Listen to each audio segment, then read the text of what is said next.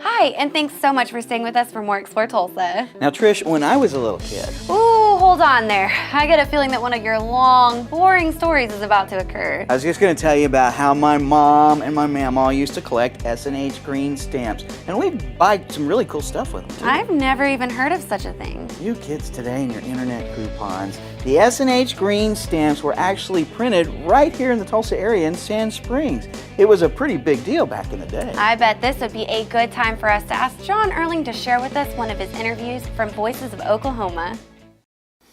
Now, I wonder how many of you remember S&H Green Stamps, the stamps you got at the grocery store, the gas station, or any retail outlet.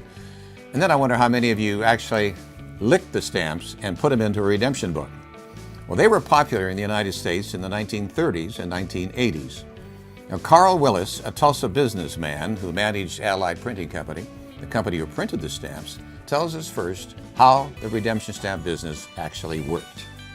The merchants bought the stamps from Sperry and Hutchinson. Right. And then they distributed the stamps at fill-in stations, grocery stores, cleaners, that sort of thing. And then the customer could redeem those. Then the customer would save those, and we also printed a stamp saver book. It held 1,200 stamps.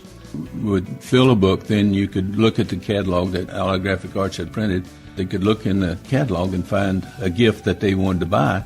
And then shoppers could exchange these filled books for premiums from the local green stamp store. And they would get things like toasters, many household goods, furniture, jewelry, toys, sporting goods, tools, you name it.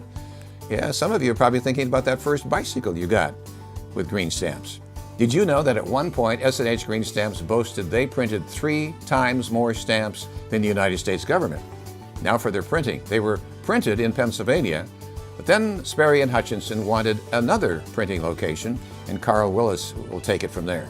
Then Allied Graphic Arts searched the United States for the best place to put in a stamp company. Sand Springs was centrally located. They could go to either coast the same distance, north and south about the same.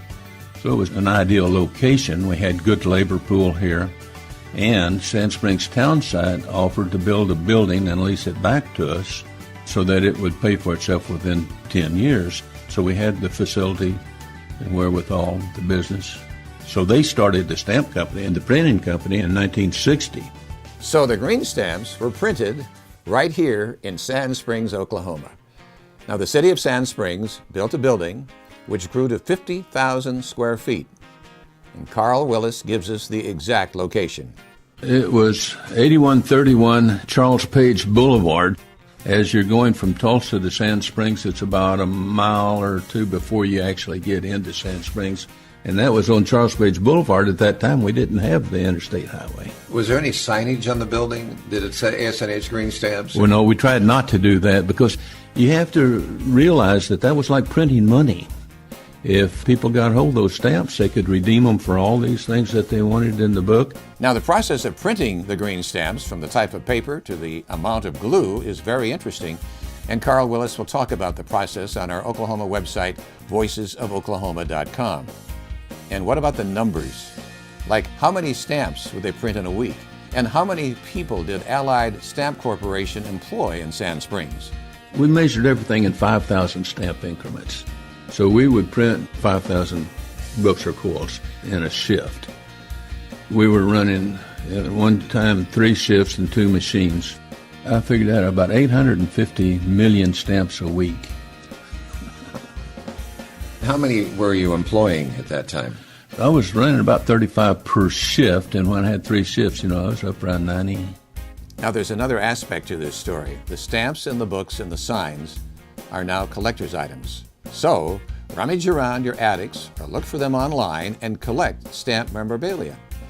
Now after a while, the demand for green stamps dropped off, but there were other stamp companies, so Carl and the crew in Sand Springs printed other stamps. I told you I'd gone to S&H and told S&H that I needed to be selling to other stamp companies, so I did. I went and sold Top Value, Blue Chip, California, Gold Bond, Eagle. So during that time, I never had to lay off anybody. We were always able to keep our capacity up. There were a lot of them, weren't there? Top Value, did you mention? Well, Eagle? Top Value was, and yeah. You did Eagle? I did Eagle, yeah. That was May's. May department stores out of St. Louis. That's right, yeah. And then different colored stamps are created by different stamp companies. Every stamp company had a different color, yeah. What if I went up in my attic today and I found 100 books? Could I redeem them? There is a company, I think it's called S&H Solutions, that would buy them. I think probably not very much. I don't think you get much out of them, but you could probably sell them, get a little bit out of them. So look around. You may have some Green Stamp memorabilia, and then I remind you, you can go online to find these items for sale. But now you know how the city of Sand Springs played into the stamp redemption business, and in particular, the most popular stamps, S&H Green Stamps.